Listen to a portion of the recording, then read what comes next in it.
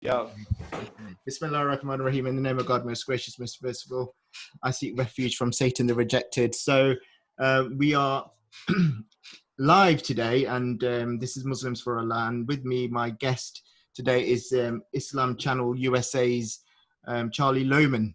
Have I pronounced your name correctly, Charlie? That's it. So I've known Charlie for 10 years now. Is that correct? 10 years, over 10 years.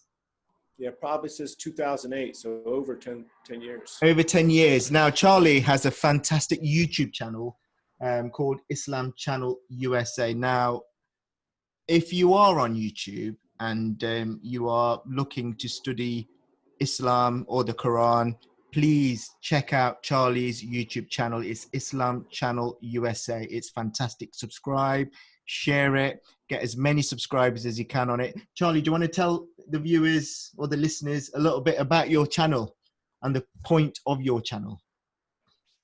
Yeah, it's just a channel that I started because I wanted it to be more diverse. I wanted to show the diversity of Muslims, specifically in the USA. And I just want to show that there's not just one interpretation of Islam. So right now I'm having videos that are about the Quran, and I'm just reading the Quran and giving you my understanding. But eventually what I want to do, just like you're doing, is interviews. So that's what I want to do. And I just want to show the diversity. So eventually I want to even bring people on who are Christian, Hindus, whatever, because I want to show that side of Islam that is not this dogmatic, one way, only way type of religion. So I think I think that's absolutely brilliant what you're doing, especially in this day and age where Islam, as you say, especially in the mainstream media, has got such a negative, bad press, especially amongst non-Muslims, and obviously amongst Muslims. You know, we've got lots of different sects, and we've got the infighting within the Muslims. You know, we've got the sects, the Sunnis, the Shias, and the other sects now, and the modern sects which are coming of age, you know, like the Quran only, the Quranists, thinking their way is the only way. And I think you've hit the nail on the head where you say everybody's got a different path. As long as you believe in God alone, you know, everybody has their own journey. Is that correct? that's correct. And you know, that's even Quranic. Yeah. Everyone has their own path. I mean, at least in my interpretation. So And that's what I want to bring in and show eventually. Right now, I don't have many subscribers. So that's what I'm saying. I'm plugging your channel today. So get on Islam Channel USA, subscribe, share, have a look at the videos, because I think the videos are absolutely fantastic. And there's one particular video which I want to talk to you about today. It's just got into my head as we were speaking.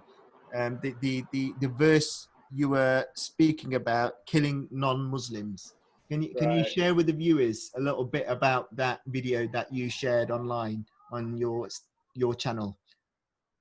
Yeah, I just wanted to unravel that myth that the Quran supports the killing of non-Muslims.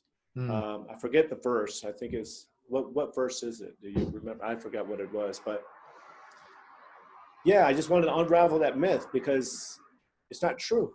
It's not true at all.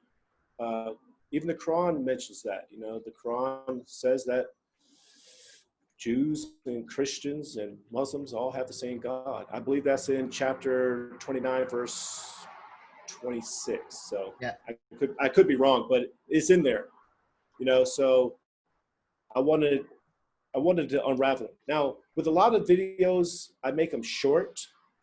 So I leave out a lot of information that would further support what I'm explaining. But in my experience, people will not watch past 7 minutes, 6 minutes. So I want to capture one point, go nail it down, and then hopefully the person goes and further researches what I mentioned.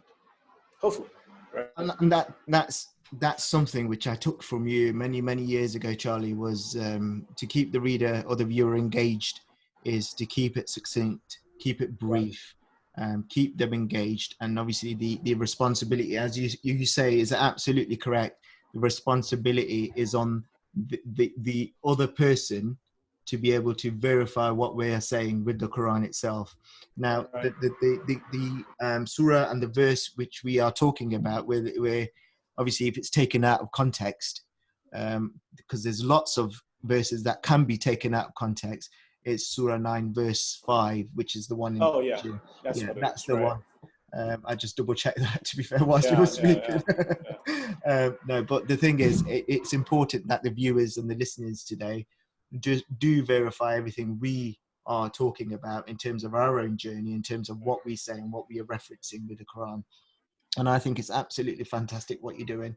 And any support, anything you need from me, by all means, you always have that, because I think it's a fantastic, good thing you're doing, especially because it not just brings Muslims together, it brings the non-Muslims with the Muslims, and it helps their education, it helps their understanding, and it tries to minimize the ignorance which is among quite a few people, to be fair, including our own Muslims as well, because there's a lot of ignorant Muslims out there as well, who all think they're right, and we're not right.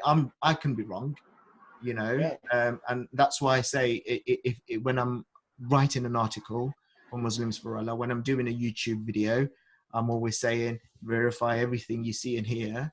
God's giving you the eyesight and the hearing. Do it yourself, your responsibility. That's my own personal view.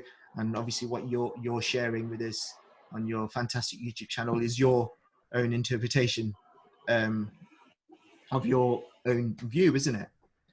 Yeah, definitely. And you created a good foundation for me to explain where my interpretation comes from.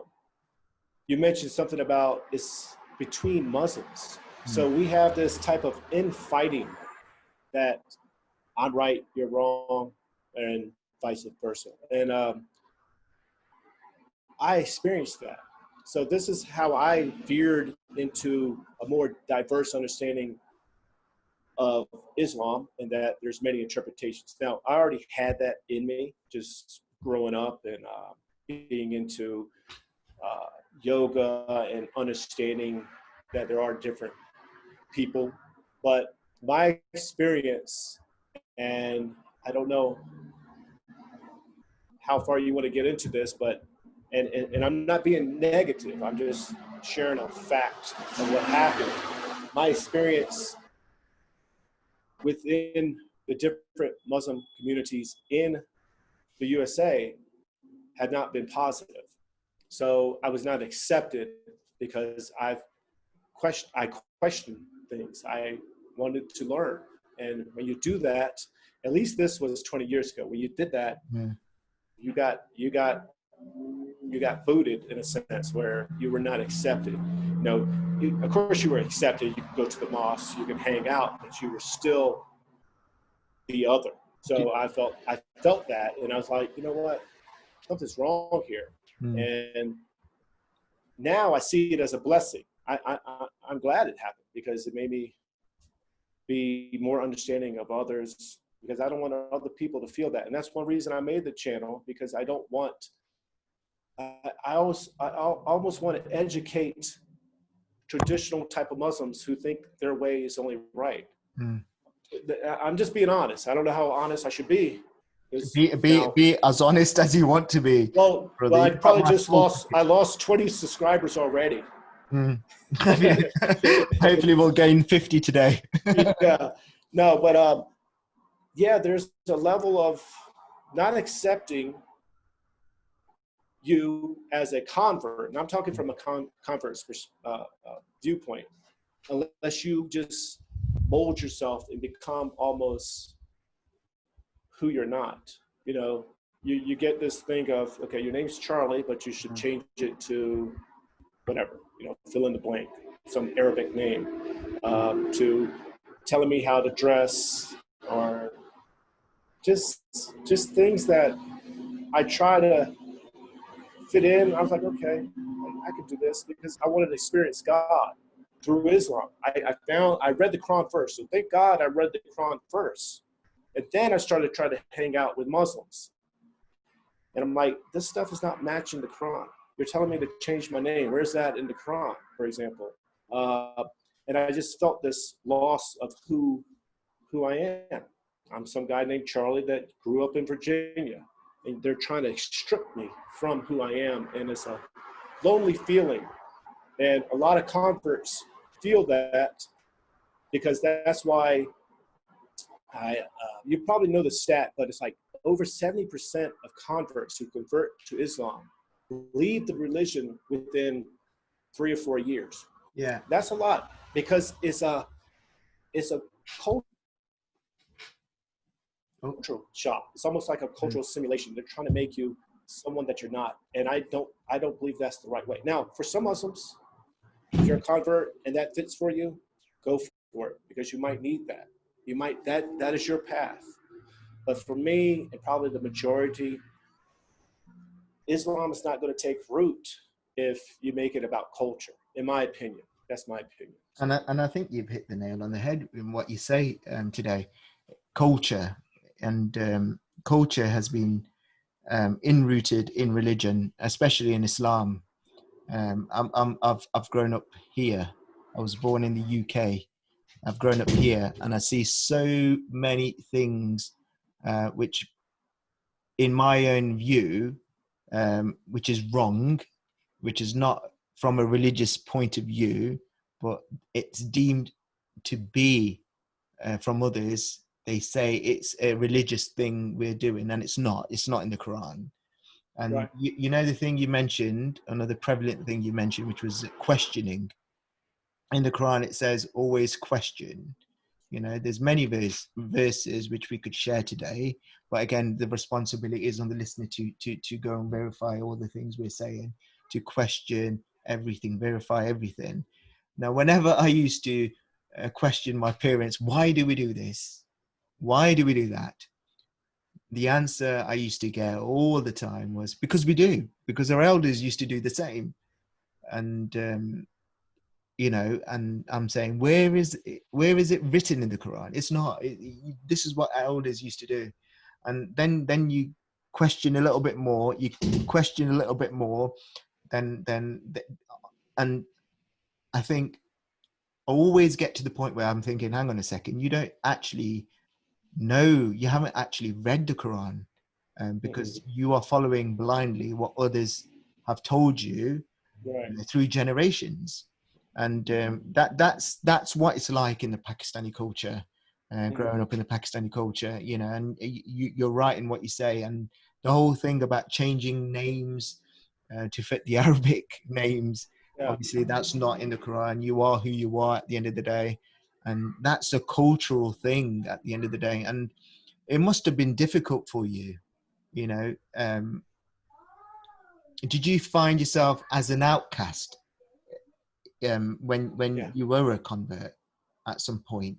I was an outcast, you know, and I'm not saying that in a negative way, but I was also an outcast because I questioned. I didn't want to change who I was. I didn't want to stop being Charlie. I didn't want my name to be some other name.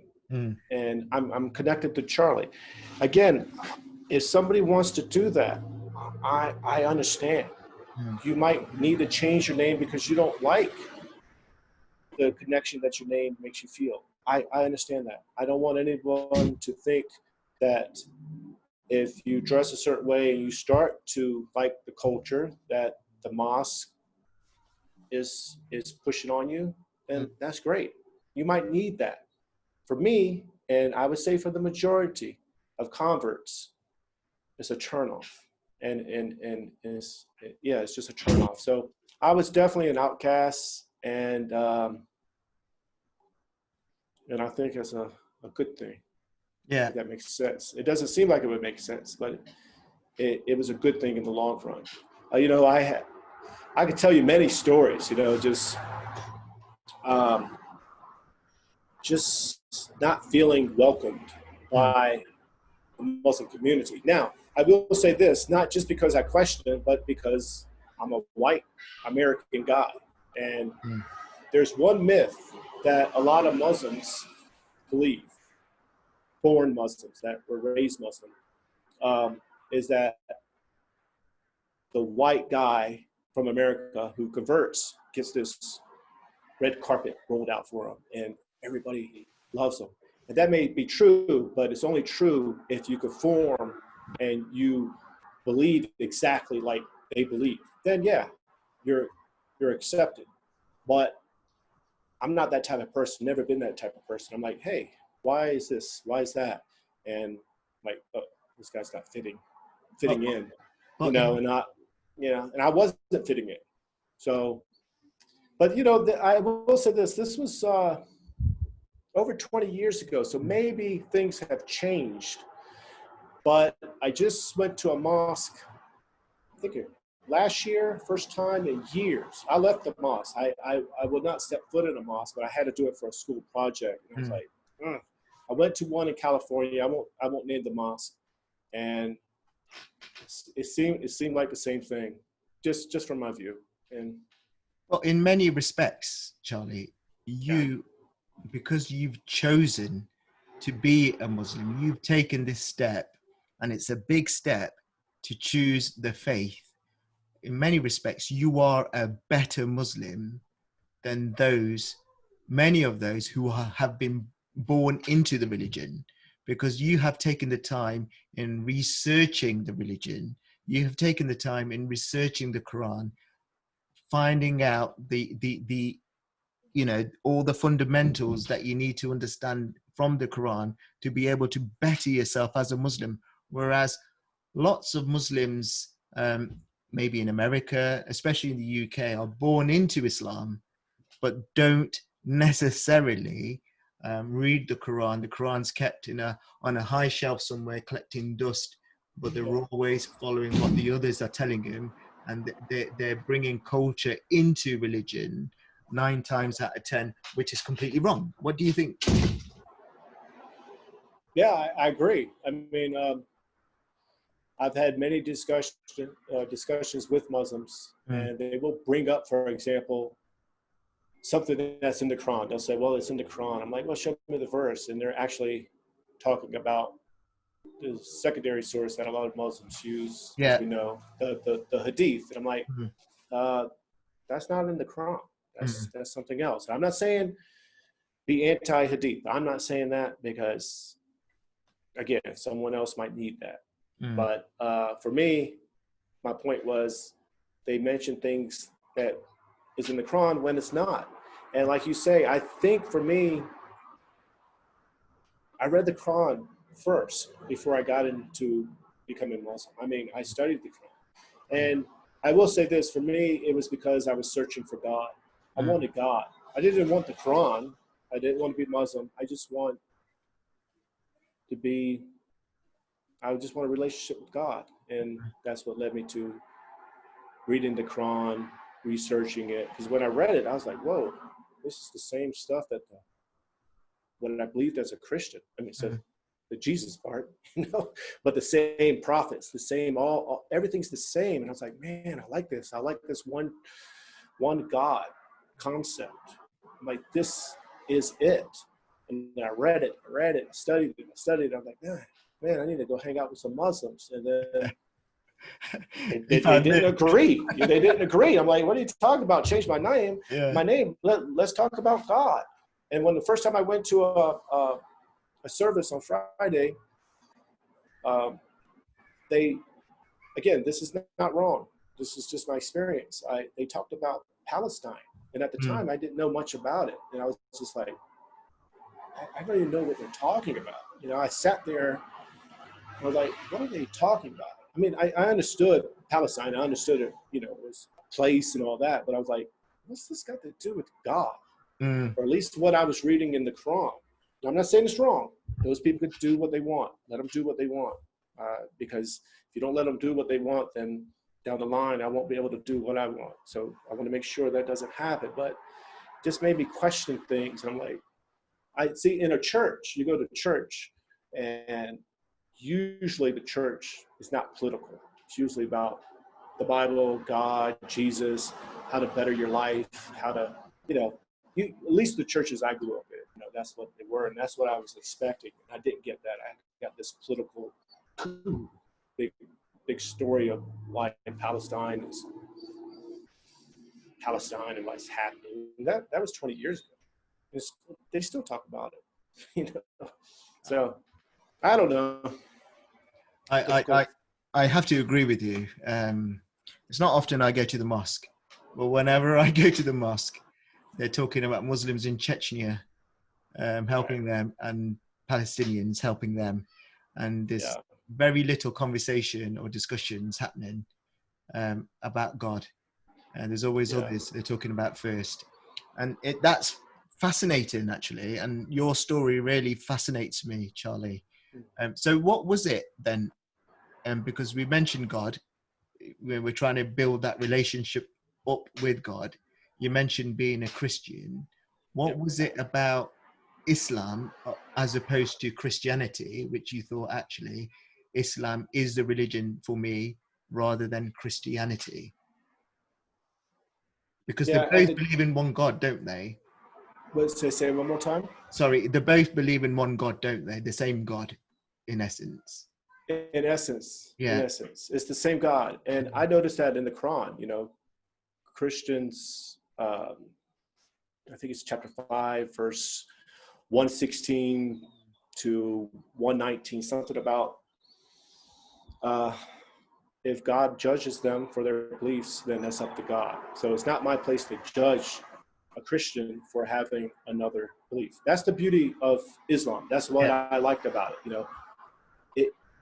Like in Christianity, for example, you get a free ticket to heaven. If you believe this certain way, you're in.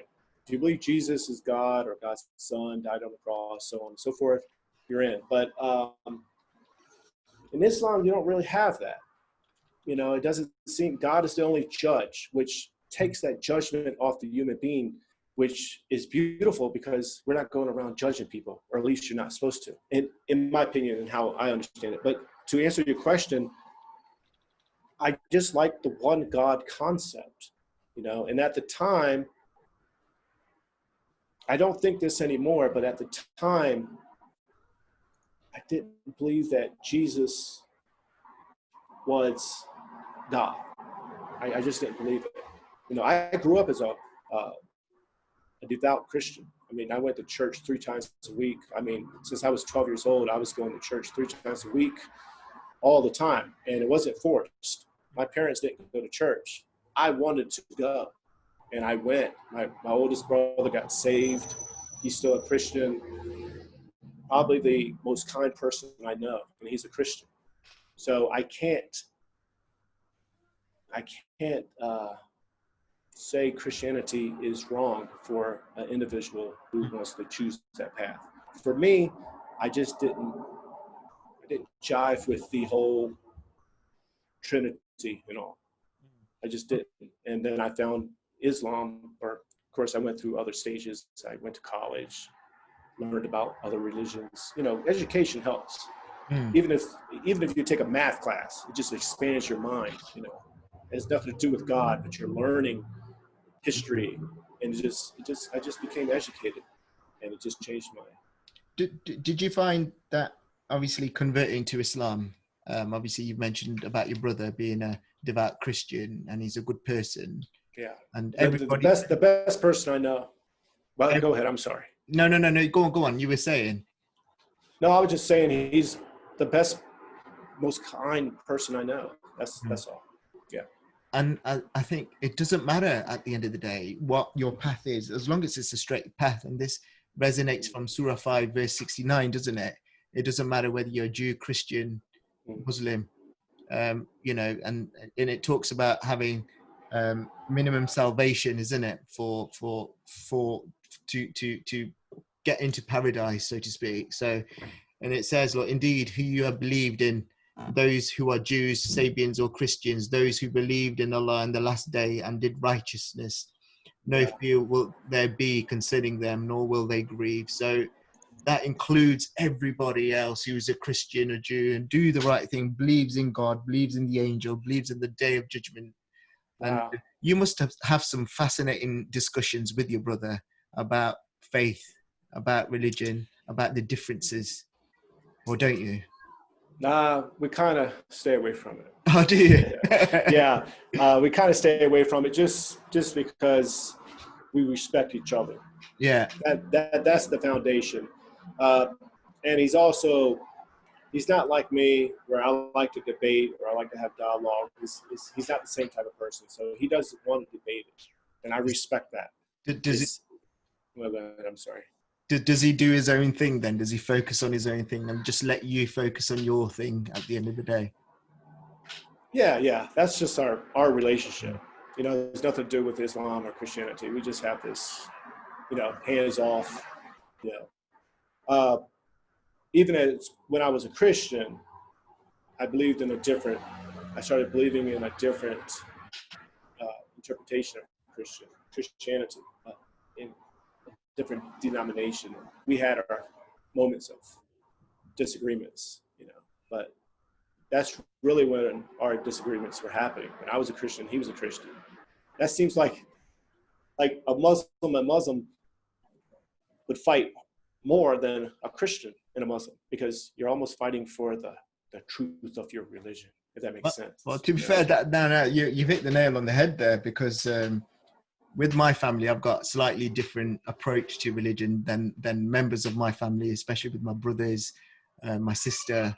So that they rely more so on the secondary sources to help their belief, which I totally understand. But when they forcing it upon me, then I've got to stand up for myself and say, hang on a second, this is my belief. This is my view, my opinion. And obviously that's got to cater for something.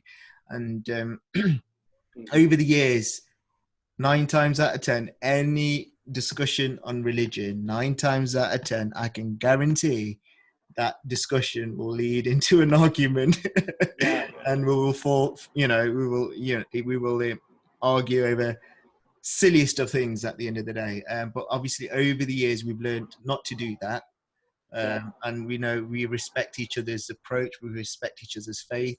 They've got their path. I've got my path, and I'm on my own journey with my family, with my close friends, like you said. And that's the way I'd like it to be. And, it's about mutual respect. Yeah, mutual respect. And there is a time, and this is my opinion, to state your belief. So you don't want to. What I found is that, and, it's been a long time, but I found that I had, instead of just going with the flow with the family and then, just kind of staying quiet, I was like, you know what? They don't even know who I am. And I want them to know who I am.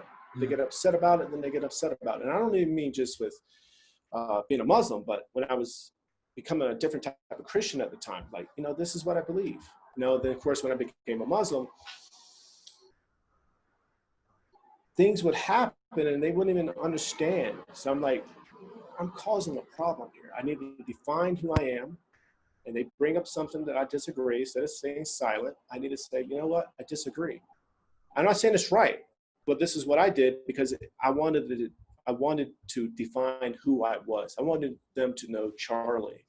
And staying quiet, which a lot of times we do because we want peace in the family, but at the same time, it goes back to losing who you are. And I think it's important for people to say who they are, and be who they are. And if somebody doesn't like it, then that's really their problem. It shows who they are, Yeah. My opinion. I totally agree with your opinion. And I think when I found Quran, it was when I was at 19 years old. So that's a long time ago, over 20 years when I found the Quran, a long, long time ago. I think I've told you this story before, where I was part of my degree. I was on my placement year. I was sat down on my desk, and next to me was a Muslim. I didn't really know he was a Muslim. To me, a Muslim back in the day was somebody who was brown. You know, that's how ignorant I was. And, you know, I was obviously born into Sunni Islam, you know, and he said, "Are you Muslim?" I said, "Yes." He goes, what sect are you?" I go, "Sunni," because that's what my family were. That's all I knew, really. I only knew what my family told me, what the mullah or the imam told me at the end of the day. And he opened up the Quran, and he showed me a few verses, and I was just taken aback.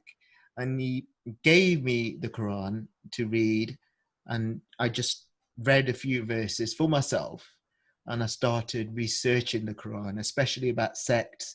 The first verse he showed me was, "Do not divide yourselves into sects." Then he questioned me there, "Why do you call yourself a Sunni Muslim? You're supposed to be calling yourself a Muslim." And I didn't have an answer to that at that time. So I was quite taken aback by what he was saying. So this happened for a number of weeks, a few months, and obviously I became really close to this guy because I respected him. He showed me the light in terms of the way to the Quran, which I started studying. And going back to your point, you know, you've got to stand up for yourself. You've got to show people who you really are, especially with your family members. And I did exactly that. I was a 19-year-old kid, went back home one weekend, and I said, "Actually, why do we do this? Why do we do that? Why do we call ourselves Sunni?" Yeah. And the amount of backlash I got from that. Yeah. And my approach, I was young, I was hyper back in the day. My approach was totally wrong. And unfortunately, it didn't go down very well with my family for a long time. And they know who I am. They know I will do my own thing. They know I'm a Quran-centric person. And if they say something is Islam, I will ask them. They'll want me to do it from an Islamic point of view. I will stop them and I'll say to them, "Look, from a Quran point of view, where is it in the Quran?" Because that's what I will do at the end of the day. It's a long story. I've just trimmed it down in a nutshell, summarized it for you. But there was a lot that happened, and I totally understand your viewpoint, and especially in terms of what you say, you've got to be your own person. Otherwise, if you're quiet all the time, people are gonna have their way all the time. Yeah. And force their way upon you, whereas you're thinking to yourself, "Hang on a second, that's not the correct way." Yeah, I agree. And I like your story. I will say one thing. 19 years old, I think is being firm, I'll use that word like you were, and then getting that backlash probably made you want to study more. So I think it's a good thing. I think it's a good thing because you're getting this backlash and you're getting this excitement to say, "I'll prove you wrong." It makes you study the Quran more and study what you need to study more. And I think it's a good thing. Now, as I've gotten older, I don't do that anymore. I used to be the same way. And then I would get the backlash. I'm like, "Okay, I'll show you." And I'll spend three days researching something just to prove you wrong. And then 3 days later, the person's not even interested. I'm the only one interested, you know? And like, I thought we were arguing about this. And I'm like, no. No, that's exactly me. That's exactly what I went through. And my dad thought I had been brainwashed. He took me to this imam one day, and to this imam who's very renowned in our local community. I sat down. My brother took me to see him, and thinking I was brainwashed. And I just picked out a few verses in the Quran, and he started to get personal with me as well, the imam. So I had to quickly remove myself from the situation and go back with my brother back in the car, go back home again, because that conversation was leading nowhere. And unfortunately, coming from a Pakistani background, the passion within our people, especially in our community, is so high that they fail to take a step back and be self-reflective and think, "Hang on a second, is it or is it culture?" And you know, and differentiating between the two becomes extremely hard. Yeah. That could be human nature too, you know. When you we don't want to step back from our position. We dig our feet in or heels in deeper so we can be right, you know. Because, you know, it's interesting. I will mention this because you're talking about Pakistanians, and I will say this: in my experience of having negative experiences in the U.S. mosque, from Virginia and Florida. This is going to sound ignorant, but I'm just being truthful. I couldn't distinguish a Pakistani from an Arab person at the time, you know. Maybe I still can't. I don't know. But Pakistanians were always kind to me. And I can only define who was a Pakistani based on how kind they were. It was a different, this could just be a USA thing. It could be actually just a Florida thing. Or it could just be that little mosque, or was it a little mosque? That mosque, but they were always kind. They were more open-minded. I'm not saying Arabs were not. My wife is Arab. Half my family is Arab. It's nothing to do with Arabs. Okay, it's just has to do with the type of people in the mosque that I was a part of. Yeah, I was just because you mentioned in aside of the Pakistani people, I guess is the word. I don't know what the word would be, but that I wasn't familiar with. From an outsider, as a white guy, American guy, they were kind. And I'm like, man, I don't know if you see a difference yourself. No, there's definitely kind Pakistanis. I think the that's in everybody. Point I was trying to make was my experience with my family being Pakistani. I didn't know whether it was a passion with them, whether it was just my family in itself that thinking I was wrong, they were right, or you've always done what we've told you to. You know, why are you changing your beliefs now? And I think it's a blessing in disguise. I think, and I think you're gonna get good people regardless of your race, culture. No doubt, right? Yeah, you're gonna get bad people, you know. But in terms of my family, my own personal journey was unfortunately. Well, I thought I was right. They thought they were right, and we clashed at the end of the day. Yeah, you know what I mean. So that was my journey, and I think my approach wasn't the best approach. I'm guessing in hindsight, it probably was the best approach because it made me study hard, as you say. Yeah. I think there's benefit to it. Yeah, absolutely. And over 20 years now, and I'm still studying, not as much as I was before, but I'm content where I am with my belief. You know, there was a time where I lost my belief, my faith. My website got hacked for a number of years, and Muslims for Allah website, and I lost all my material, and I sort of lost my faith somewhat. And we've had this discussion before, haven't we? And I thought, hang on a second, let me try a new approach. And I rebuilt my website. I've rebuilt the YouTube channel. Started doing podcasts now because I think that's the way forward. And you're incidentally my first guest. Which I'm honored about. I'm honored too. I was honored to meet you 11 years ago. Oh, so you guys really helped me, especially with the discussions we've had back in the days. I learned so much from you and your platform. I don't think you want to name the name of the platform or not. I don't know. It was anyways, and there's what I learned from Facebook, from your, I don't know if it was a page or a group or both, but I learned so much, and it just came from debating. And for me, I was always kind. I always try to be kind because I don't want to get caught as a know-it-all because I will get called on it quick. And that's happened on your platform before. It was a young person. The person had to be like 20, maybe 19 at the time. And I was like, well, you're wrong, this and that. And he just came back with some verses. I was like, man, I lost this one.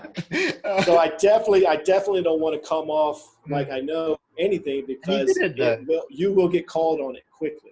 You So came across well every single time, because I think, yeah, and you always ended your messages with peace and respect, and that's something yeah, I've taken on board as well. So I learned a lot from you as well. So because you made me question, I was that's one thing you used to say to me, always question. And this was a good 10, 15 years ago, wasn't it? When we used to have these debates back in the day. And I started questioning more like you. And I would, I'm always going to remember that. And that's a really good time in my life, really strengthening my faith yeah, yeah. in terms of my journey. And I deeply am humbled by that. Yeah, I'm wondering right now, like how many people you helped or your Mm-hmm. platform helped that you'll never know about. Because I will tell you this, my wife, her entire belief system changed for the better because of you, 100% because of you. And she'll say it. Alhamdulillah. And I've Alhamdulillah. told you that before, Yeah. but because I think you both came from the same type of background. My wife grew up as a Muslim, born and raised Muslim, in that tight knit family, and yeah, man, she tells me that of course it's her doing. She has to research too. Yeah, of course. Yeah. She was definitely researching what you were telling her, and just your platform. That's sometimes that's all it takes. Sometimes, not the person. You don't have to do anything if you allow that platform and offer that platform and let people discuss. That's the thing. We have to make sure people are allowed to discuss and not shut down discussion or speech or nothing like that. Let people talk. Yeah. That's my opinion. That could be an American mindset, but that's what I believe. Because once you shut that down, you cut off growth. You cut off people not feeling oppressed, that they could be who they are. That could just be an American understanding of how. No, it's not just an American understanding. I think it's the same understanding here, especially. I think with the younger generation, I think we want to talk, we want to discuss issues not just with religion, issues in the culture, issues which we feel are wrong. We are not activists, so to speak, but we want to wrong things which have been done for years. We want to put those right, and live a good life and make sure everybody's kind and peaceful and tolerant. And that's the main thing. And I'm humbled by what you're saying in terms of your wife, being able to listen in terms of whatever platform, was available back in the day. I think it was the Islamic research platform, wasn't it? If I remember correctly. It was. I didn't know if you wanted me to mention. Yeah, no worries. Especially after you just said that it got hacked. Yeah. I don't know. I don't even know if you want me to mention that. So that's why I didn't mention it. It was that, as well as the old muslimsforallah.com that got hacked. So I lost everything. Yeah. So I'm building things slowly but surely, better content, mostly YouTube, podcasts, and a few articles. Yeah, I think that's where the future is, podcasts. Yeah, yeah. And I'm honored that you are on as my first guest today. Well, I'm honored too, because it's been 11 years. And I feel like I know you, and you know I'm a skeptical person. You probably picked that up. Yeah. I'm like, is he who he says he is? Oh, I'm definitely. And I'm like, okay, I'm about to get on Zoom. Let me double check this link. Make sure it's not some, that's just me. But then I saw you. I'm like, hey, that's the same guy in the picture.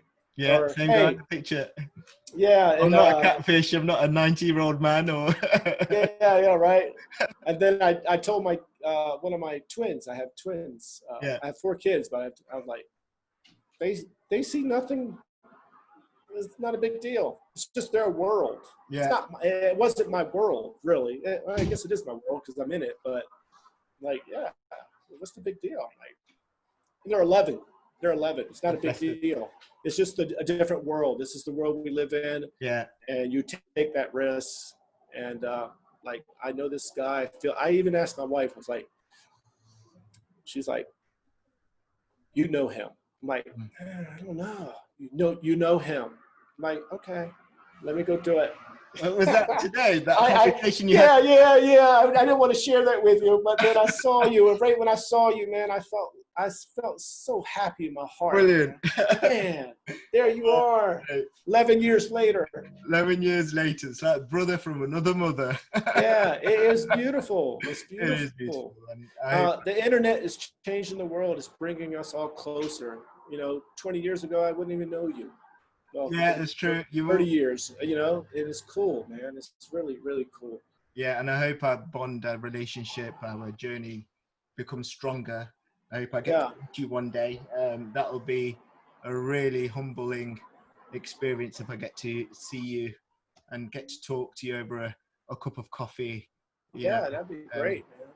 And that'd be beautiful too, Yeah. I've thought that before, but Well, when this lockdown's over, please feel free to come and visit us in the UK. Yeah. No. You can, anytime you come to the USA, wherever you are, I'll try to make it there. USA is huge, so it might take you 3 days to drive there, but I'll make sure I get there. Inshallah. Yeah. They've got some good Quran-centric mosques in Arizona, haven't they? Well, that's the thing is... Tucson. Is it Tucson in Arizona? Say it again? In Tucson, in Arizona? Tucson? Tucson? Is that Yeah. That's a Quran-only mosque. But the majority of mosques, 99.9% are traditional mosques. Women are separated. I'm not saying it's anything wrong with that. I don't want to come off like I'm saying that, but it's just the way it is. And you don't have the diversity, and that's slowly changing. That is slowly changing. I've seen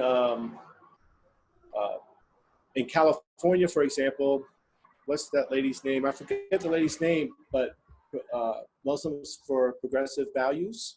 Okay. You know that? Yeah, I know. Yeah. But I think they meet at a house or so, and they do mixed gender prayer. Yeah. Just like they do in Mecca. Yeah. No, I don't want to get too deep in that, but the mosque you're mentioning in Tucson is a small mosque. I went there one time when I moved to Arizona. Me and my wife wanted to find it. Well, after we were here for a while, it's a small mosque, but I don't know how well it's doing. Like, does it have people really going to it? Just like the mosque for progressive Muslims for Progressive Values, I don't think they actually have a mosque. Oh, it's this house. Yeah, this is the beauty about online. You don't need a mosque. Yeah, you could do it. You could do it online. So regardless if that mosque in California is a big mosque or the one in Tucson is a big mosque, people from around the world are coming together, and we experience that.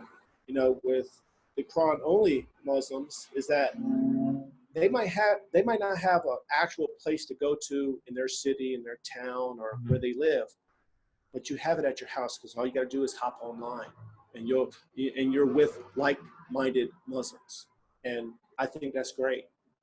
I think it's great. I think that's, to be honest, that's the digital age, though, isn't it now?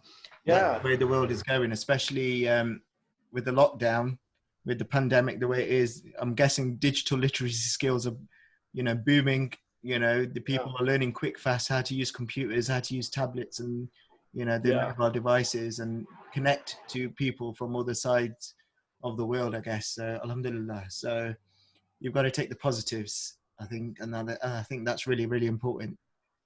Yeah, it is. It is. The guy in Tucson, the mosque in Tucson that you're mentioning, what's that guy's name again? Not Rasad. Is it Arik? Abdul Arik? Is it him? No, it's the. Anyways, the. Edith I was Yüksel? going somewhere. What's that again? Edith Yüksel? No. But his mosque and his information he was sharing, I think, was in the 80s and 70s. And what's interesting is that it's taken root with a whole new group of people around the Rashid world. Khalifa, Because Rashid Khalifa, yeah, was it him? yeah, That's right. yeah. And it's awesome, man. Whether you believe it or not, or accept that path or not, it doesn't matter. You could do it with your own path. Let's say you disagree. Well, You believe only in Sunniism, and that's Mm. your path. Then start an online mosque or get around like-minded people. I will tell you this: as a convert, where I live in Arizona, there's the closest mosque is an hour and a half away. I have to get on the interstate and drive 70 miles per hour, 75 to get there. There's not a Muslim in sight where I live. This is how big the world is, and that's why I created this channel, because I want Muslims to know that your understanding of Islam or this mosque and your way isn't like that for all Muslims. Like for me, I did Ramadan. I don't have anyone to do Ramadan with. You know, it makes it difficult. You know, I mean, of course, my family, my oldest, my second to the oldest daughter did it with me, but I can't go down to the mosque unless I want to drive an hour and a half somewhere and then an hour and a half back. And I'm around people that literally have never seen a Quran. And it's important for Muslims to understand that's how big the world is. Yeah. So when I see a lot of Muslim speakers that are prominent Muslim speakers that speak for Islam, sorry, there's my dog. Another dog was running by. Yeah. I see prominent Muslim speakers talk like they just leave people like me out of their talk. And they talk about like the coronavirus, for example. You know, Ramadan's going to be different this year. I'm like, well, it's been like that for me every single year. Every year, because I don't have somewhere to go to, and I wish they would break from this mindset that their understanding of Islam and how their community isn't like that for all Muslims. That's why I created the channel. Actually, one of the main reasons is I want to shake them and let them know that there's so many Muslims that you're leaving out, which is probably one reason. If I didn't read the Quran first, I would have left the religion a long, long time ago, because they're leaving a lot of Muslims out, or a lot of people that would want to be Muslim. When you talk about Muslims as if we all have the same opportunities, or we all have a mosque, we all live around other Muslims. You probably live around other Muslims, right? I mean, besides your family. Yeah. The neighborhood, the community I'm living in at the moment, there's a lot of Muslims where I am. Yeah. Again, their beliefs are quite different, traditional, I would say. That compared to what I am, you know, I'm not dissing anybody. I would never diss or have a negative thing to say about anybody. However, that's their path. This is my path. But what I find when I go to the mosque, I have a mosque which is about 5 minutes away from where I live. And when I go sit down to pray, I like the community feel when I'm praying. But the thing in what they say, in terms before they pray, you know, the discussions they have, the talks they have, are about things which are, to be honest, irrelevant to God. You know, something, you know, what we were talking about earlier on. You're talking about Palestine, talking about this, talking about that. You're talking about current affairs and politics rather than God.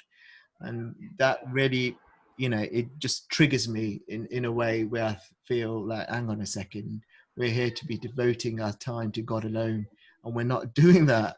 What's going off? So I have my doubts, you know, when I go, and I keep myself low key. Because I know they're very passionate in terms of what they believe, and if I say, "Oh, I'm Quran you know, Quran alone," my approach isn't to rely on second sources or this or that or the other or man-made conjecture. I know they will attack me, and I will feel the wrath, so to speak. So. I am what I am. I believe what I believe. You know, to them, their religion as well. So, that's the way it is. I mean, slowly, if they go online, they will see actually this guy may be talking sense. I don't know, you know what I mean. So it's up to God to guide at the end of the day. So it's what you say, isn't it? I give him the platform. The tools are there. The tools are there, and it's for them to go on and have a look and make their own assessment of whether they agree or disagree. And that's one thing I've admired about you is that your chrono alone approach. It doesn't get shooken like it like for example, we saw each other on Facebook, but I didn't know you had a YouTube channel, and I even told my wife, I was like, Riz, oh, you can I'm sorry. It's all right. You can delete that. But I said, he's still the same person, he's still got that same, and it was beautiful because, like, man, for me, we differ a little bit on that. Quran only is definitely a foundation, but I'm not so much. I don't know. I almost accept traditional Islam, not for myself personally, but as in, hey, that's their way, And but at the same time, I don't know. It's just interesting. But I'm sorry for what I said. I'm totally sorry. You could cut that out. No, don't worry. I'm going to leave it in because it's funny. It makes me laugh. No, but you're absolutely right in what you say. No. Please delete that. I said the very first part. I might bleep it out. I might have to find what time it was said and bleep it out maybe. No, but I think you've got a point in what you say. We don't want to be disrespecting anybody's religion, their faith. And it's hard, if I go to my parents and say to them, actually, what you're doing, what you have been doing for these many years is wrong. It's hard. Yeah. It's going to be hard for them to change their beliefs because it's been ingrained into them. It was ingrained into me. But the thing is, I only realized what I was doing until I read it for myself. But what my point too was, you have a foundation that you totally believe, and it's beauty in that. I mean, you haven't changed in that way. 11 years ago, you were saying the same stuff. And then I saw your YouTube channel. I'm like, he's saying the same stuff. And I found strength in that. I found that to be, wow, my man believes in it for real, and I liked it. To be fair, if you remember about 10 years ago, it was slightly different. It was slightly different. If you remember a long time ago, I think was it yourself and somebody else? I can't remember. Showed me Surah 3 verse 7 about metaphorical verses. I remember metaphorical verses or something. Because was it Rashid Khalifa's mathematical code and the 2 verses that were removed from the Quran, and a bloke called Ijaz Chowdhury. Do you remember him? Of course. So who incidentally proclaimed himself to be a al-Muzammil from messenger. Was it Surah 73? And the cloaked one. Wow, I forgot about that. There was a time. You've changed from that? Yeah, I've changed from that. Yeah, you see, so I went away from that because I severed ties with him. Because he's. Sorry, I questioned him. In terms of his messengership, just a few questions I asked, and straight away. He attacked me, and I'm thinking to myself, hang on a second, why are you attacking me when I'm asking you simple basic questions? So he was trying to defame my character, so there's a bit of character defamation going off, and I'm thinking, hang on a second, something's not right here. So I severed ties with him, and I did more research myself, and I went back to, Quran only, without the nonsense of people proclaiming. It may be right, may be a messenger of God, but I think as a messenger of God, you can't be going around attacking somebody when somebody's asking you questions. Yeah, I don't think that's a quality. I don't think that's a quality of a messenger. Yeah, and that. Yeah, I mean, in my opinion. Yeah, no, and that's what it was for me. And to be fair, there was a period of time, it was a good few months, where I went along with, and I thought, hang on a second, let me just ask these questions, because otherwise I'll be following something blindly, and I don't want to fall into that trap, because I still want to be verifying what I'm hearing with the Quran itself. And I fell into that trap for a bit, where I was just following blindly what he was saying. And then when I started questioning him, that's where the attacks happened. And I thought, hang on a second, enough's enough. Let me just I can find my own path again. And I had to. So, but you still accept the 19? I think so. Yeah, I think there is. Yeah. I think there is. I think. Yeah. There is. I mean, you've showed me that. You know? See, my problem is I'm not a math person. Yeah, I mean, so I'm like, I don't know if it's right or wrong. Yeah, well, but that's been my path, is not to really dive into that. But I will mention this, is that a lot of Muslims almost have to go through that first. Yeah. Breaking from traditionalism. I've known quite a few Muslims that went through the guy from Tucson. I mean, he's passed away since then, but seeing that guy as a messenger, diving deep into the Code 19 thing, and then leaving that. But it's almost like they had to go through that first. And then some of them stay with it. That's fine too, but it's like almost a path you have to take. One of those avenues you got to take before you get, like, whether you agree with the person still today or not, doesn't mean he wasn't or she wasn't part of the path that you were supposed to have to get you to where you are today. So, but you were going to mention something else and I cut you off. No, I was going to say that was my path back in the day. It was the 19 back in the day. That, if I go back to the story I was saying, when I was a Sunni Muslim, the guy who used to sit next to me, Ijaz Chowdhury, he was a believer in Rashid Khalifa as a messenger. He was a 19 believer. So he showed me the verses. That was my path back in the day. But then now I found my own path. I still believe that the Quran is structured in a way that it's, unbreakable. No man could have made or structured in the Quran in a way which is structured, whether it's maths, whether it's a code 19. There's even talk about a code 7 in the Quran. It's the words, the sentences, the phrases are structured in a way that no human could come up with verses in the way that God miraculously has done. Regardless of whether I believe in somebody's messengership or not, our paths, everybody's paths are different, aren't they? As long as we are following whatever the straight path is. Yeah, it's good stuff. I forgot about all that stuff. It's been 10 years. Yeah, and it was good conversations. Yeah. Heated conversations.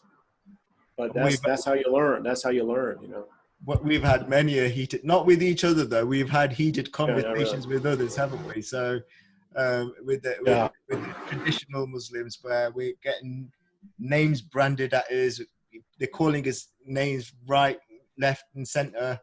A lot of names. But I needed that for fuel. Yeah. I needed that. Just like you were mentioning with your family, I needed that. I needed them to attack me so it would make me stronger. Yeah, it made me stronger. It made me study. It made me think, okay, am I right? I'm gonna prove you wrong. And then, of course, as you know, I've switched over to defending traditional Islam just for my strength. Whether I believe it or not, I do that because I need to understand both sides. So I need to get attacked by non-traditionalists so I can learn. It's a process. No, it's strange. It's strange. I think it's an extremely powerful process that you use, and I think I've taken that on board, especially with my discussions with prominent Muslims out there, whether it's an imam, a scholar, a person who's well versed in Islam, to see if I can go not toe to toe as in a fight or an argument, whether I can go toe to toe as in know my Islam, know my belief, know my faith, whether my faith is strong enough, or whether I need to reevaluate it for myself, go back to the drawing board and think, hang on a second, what does it actually say? So I understand for me, for my faith. You know, we can get caught up with how to pray, how to do ablution. We can get caught up in all that and spend ages trying to figure out the correct method for ablution, you know, what halal meat is or what the correct prayer is. And I feel if we do that, we're forgetting the reason we have a faith in the first place, which is God. Yeah, I agree. Yeah, and it all goes back to the Almighty for me, and yeah, and that's you know, one thing. Go on, you were saying. Yeah, you made me think of. It just goes back to God, and the whole reason I converted to Islam is really about God. Mm.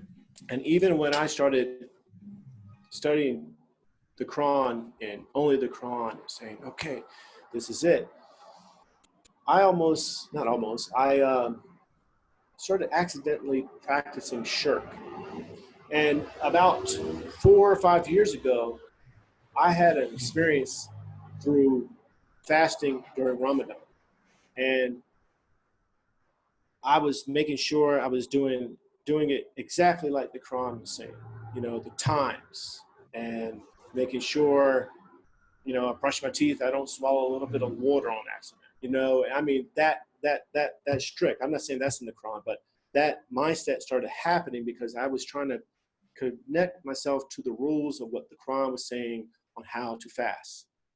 And I was like, okay, this, and man, it might have been 5 days into it. I flipped out, man. I flipped out. I don't know if I should share that, but I flipped out. I was taking a nap because as Muslims, that's what you do. You're trying to speed up that time so you can break the fast. No, I was taking a nap and my wife woke me up and I just flipped out, you know, and then not yelling at her, but just like I was in this state of confusion and darkness, and I'm like, this is happening during Ramadan while I'm fasting. And what I realized later on, I stopped fasting. I didn't fast for the rest of the month.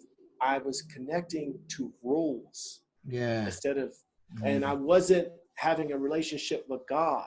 And I think even if you're a Quran only Muslim or a Sunni or whatever, you can accidentally connect to the rules and miss out on God. That's my opinion. That's my experience, and that's what I felt.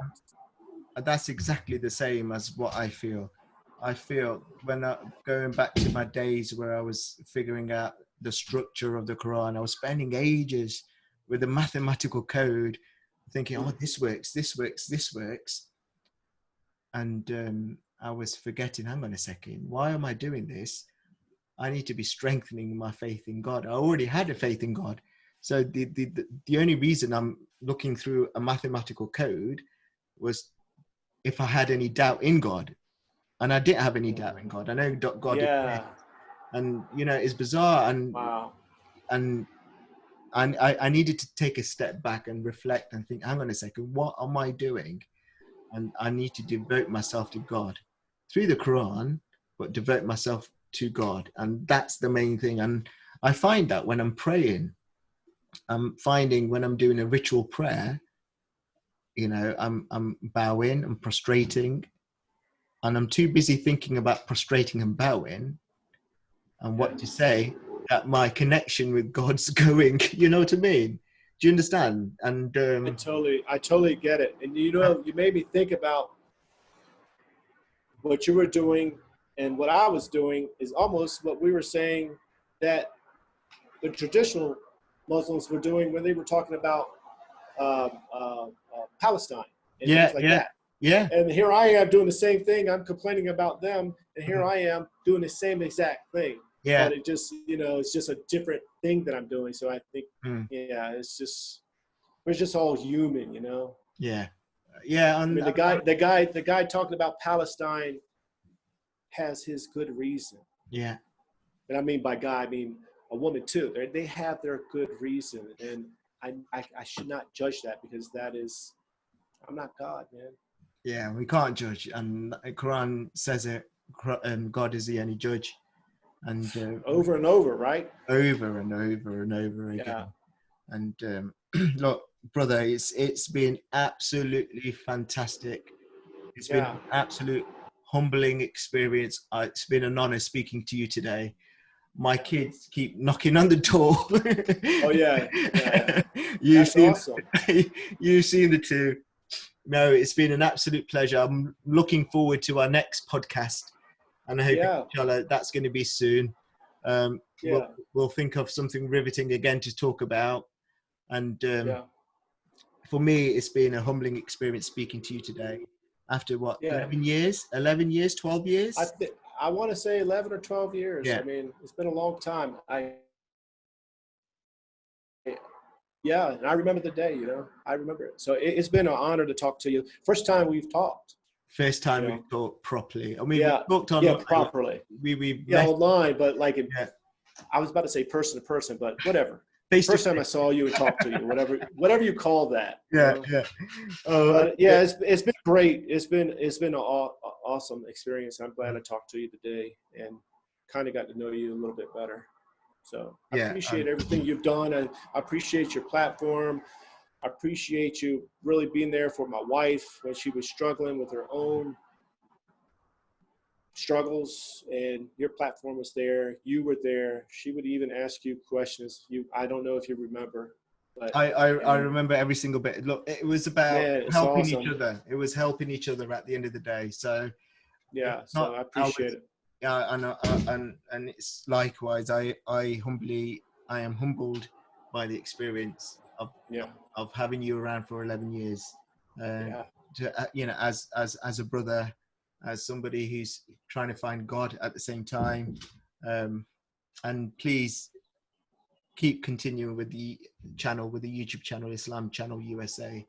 And I think in this time, people need to know about the positives with Islam, about the peace that it promotes. Islam means peace, it means submission, it means submitting to God. And that's what it's about. It's about doing good deeds. And you're doing an absolutely fantastic job with that.